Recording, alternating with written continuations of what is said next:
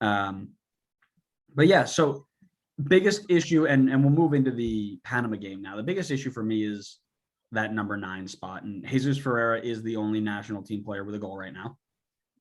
As a striker, excuse me. Let me rephrase that. Only national team striker with a goal. What did you think about our performance against the Panamanians? I mean, it was clinical. You could not ask for a better game there because I think they got a bit more relaxed, a little bit more complacent in the second half. But I mean, they absolutely dominated them in the first half. I mean, 4-0, you can't ask for better than that. I think a lot of things were clicking offensively in the first half, and they were really making I almost said Nashville, but they were really making Panama pay for their mistakes, because I had Nashville in my head because I was thinking Godoy, which is what we need to do. Like the teams that are worse than us, yeah, they're going to make mistakes. Capitalize on it. You're the better team.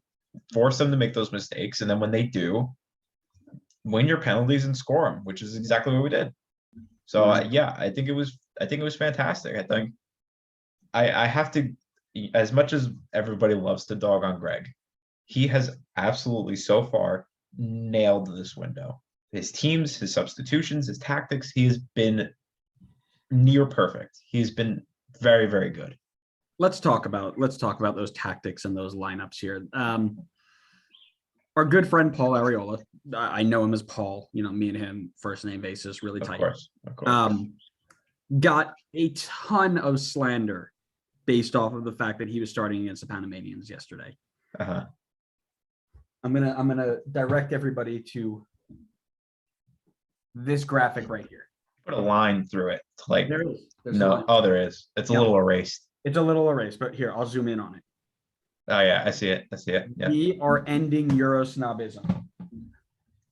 People who don't watch anything but the Premier League would rather see some random European player or player who plays in the European leagues than any MLS player in the national team if it meant that they had to go to their grave afterwards. Oh yeah.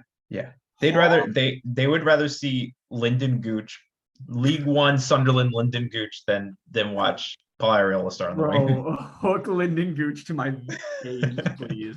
That man, I remember. Do you remember back in like 2015 when he was the next big thing? Yeah, it was wild, dude. It was like him, Julian Green. Like, oh, man, I want to go back to. I don't want to go back to that time in men's national team history, but I want to have that same hype for some random kid playing in the. Oh yeah, Julian Green got like 3 minutes for Bayern, and he was like the next Landon Donovan for us. Yes. There is something to be, as I mentioned during the Aaron Long rant, there are so many more clever ways to say I don't know what I'm talking about than to complain when an MLS player gets a start. There are tactics and game plans in mind every time somebody goes out on the field. That's the same reason Kellen Acosta played over Luca De La Torre against Mexico. It's the same reason Paul Arriola started over an injured and sick Gio Reyna against Panama. The Panamanians are not as good as we are. It's just a fact. So when they try and keep the ball from the back, we understand that they are not good at playing possession football. So we're going to put Paul Arriola, who's got engines for days, to press high and try and win the ball in good areas. When you have players like Tyler Adams, who will pick up every loose ball, or Walker Zimmerman and Miles Robinson, who will win every single 50-50 in the air, knot it down to Tyler Adams, who plays to either Musa or De La Torre to go forward, right? And then play into Paul Arriola. But that ball that we need to win from Zimmerman doesn't happen if we put Gio Reyna in, I love Gio Reyna, but him and Pulisic together are properly like Mo Salah, Sadio Mane in my FIFA team, where I stick them on the wings as far out wide as they can, as high as they can, and just dump long balls. They don't defend. And obviously that's not saying that every single time they don't defend. Pulisic obviously will work his way back. So will Gio Reyna, but they are attacking players. Paul Arriola's got a two-way motor. He will put pressure on the front when he needs to. you watch a game, the one of the chances that the Mexicans had in the first half, right as the first half was ending, Kellen Acosta presses into the space that he needs to be, but Pulisic doesn't drop into that space to provide the secondary support. They break that line super easily, then they're in on goal because our outside back is too high. We're shifted in the wrong spot and we're out of place, right?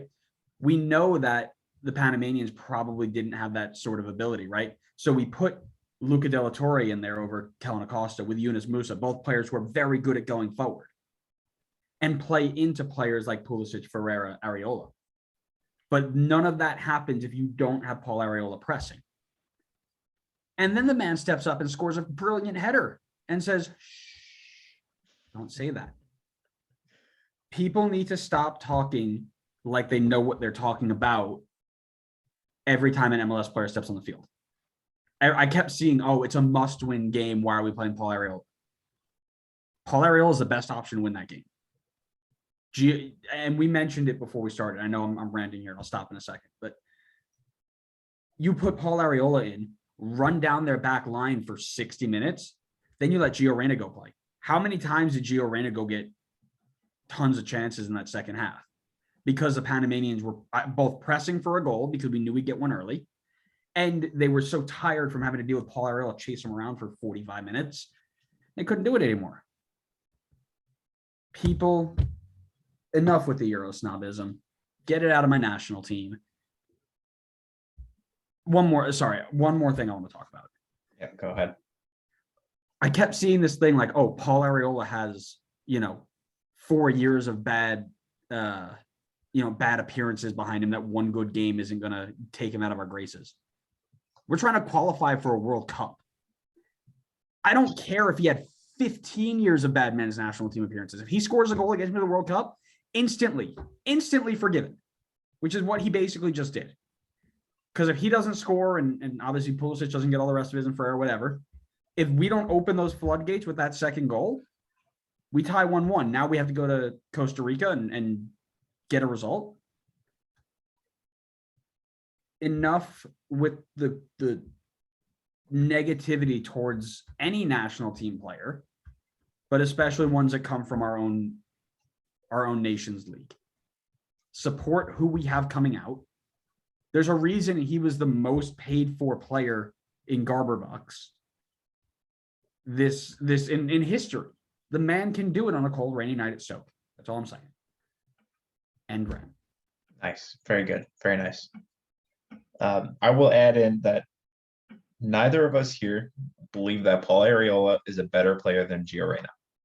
And anybody that is saying that. Hold on. What? I'm just kidding. Go ahead. And anybody that is saying that is either trying to troll you and get a reaction, or they're just brain dead, right? Like, Paul Areola is not at the level of Gio Reyna. Gio Reyna will only continue to improve and create a further gap between them. We are not sitting here saying Paul is the better player. That's why he should start. He is starting because he fit best in the system. Not to mention that Gio is recently coming back from an injury. So we're not just trying to send him out there so that his hamstring explodes or whatever injury he had. He had a stomach bug from the game against Mexico. Why push him so hard when you could play someone else who could give you a good first 45, and then Gio can come in and play against dead legs, which is exactly what happened. And Gio was a great playmaker that game. There were multiple times I saw him play great through balls in behind, whether it was like to Puli, whether it was to Musa, to Luca, to Jesus Ferreira. I mean, he was great. He was the facilitator that we needed, like, big time. The one that I feel like we've been missing for a long time. But if Gio starts that game, it could be a completely different story. Gio is going against fresher legs. Gio's legs himself aren't necessarily as fresh. He is still coming off that injury. I think Greg absolutely got it right. He started with Areola. He absolutely should have started with Areola. It would have been a different story had Weah not been suspended. You can make the argument Weah should start, maybe, or you rest Weah, seeing as how he played in the last game. But that wasn't the case. Weah was suspended. Your options were Gio, Paul Arriola or maybe Jordan Morris. And Paul Arriola was absolutely the right call. And it paid off. And look at it. It paid off big time. 5-1. A big part. Paul had a goal and an assist. That's 2 of the goals. Paul himself beat Panama. I think the way that we can end this really is let's stop pretending like we are some God-given, world's greatest soccer nation. We missed the World Cup in 2018. There was so much that we needed to do to get back to where we have to be and where we are 90 minutes away from. Take what we get. I want to think that we are in a position now where the World Cup qualification is just expected. 4 years ago, that was not the case. Our team was old, stagnant. We really didn't know what our future held. This is a massive, massive point in our country's football history.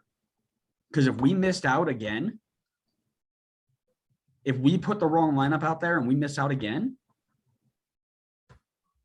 I have no idea what this world would have looked like, what the football world of America would have looked like. So let's stop saying, "Oh man, he only did it because it was against Panama," or he had 4 years of bad result or appearances, and we shouldn't praise him for one good game. Let's be hyped that we are 90 minutes away from making a World Cup for the first time since 2014.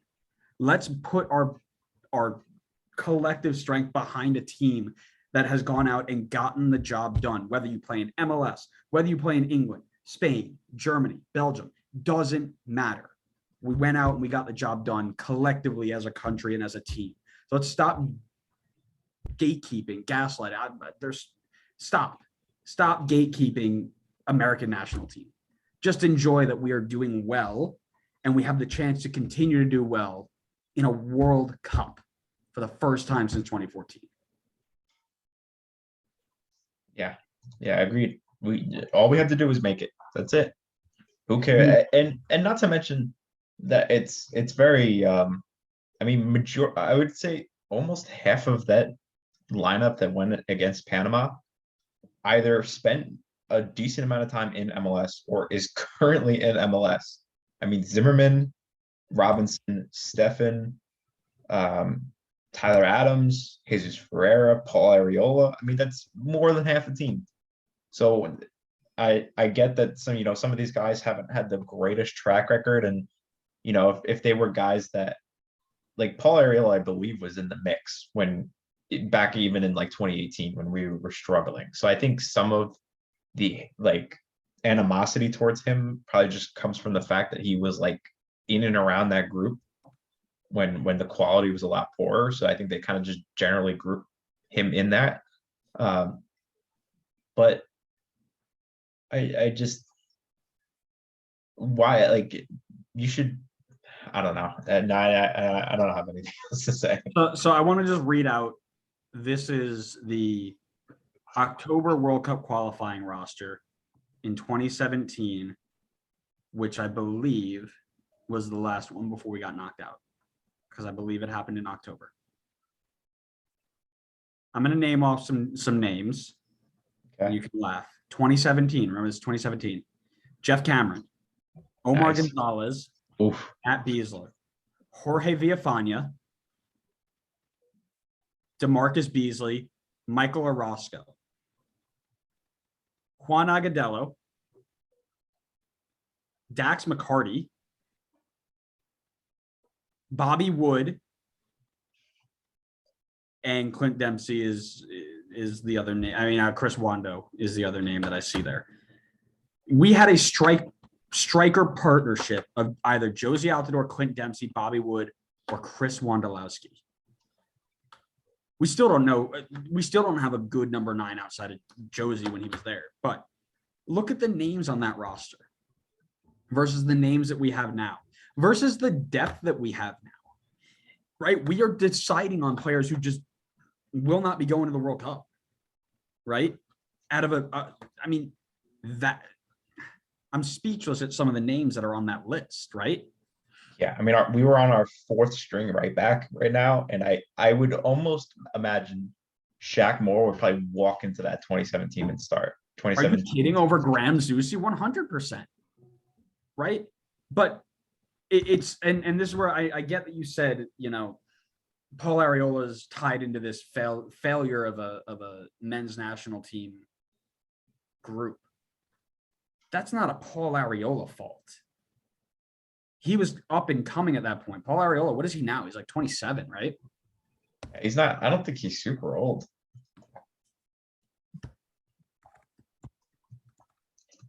Paul Arriola is 27 years old, which means at this time, he was 22 years old. 22-year-old Paul Arriola is getting blamed because he was a part of this roster. Are we kidding?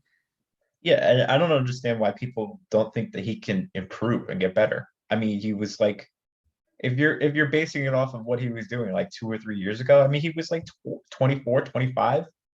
I mean, he's hitting the prime of his career right now. Is it all that surprising that is it out of this world that Paul Arriola got better over his time? Like, it's not impossible for guys to get better. Right.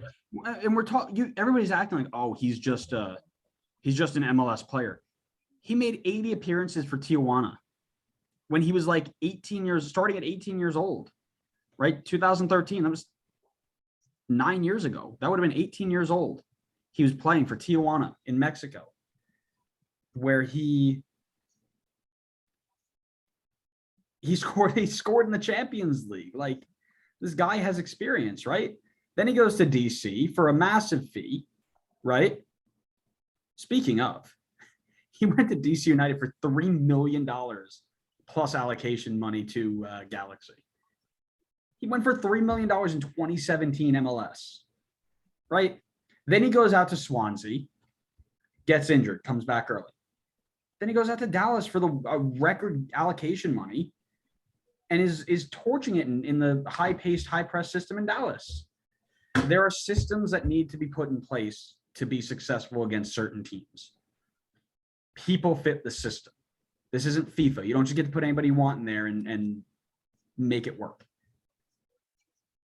They just want young players. That's all they want. They see high potential.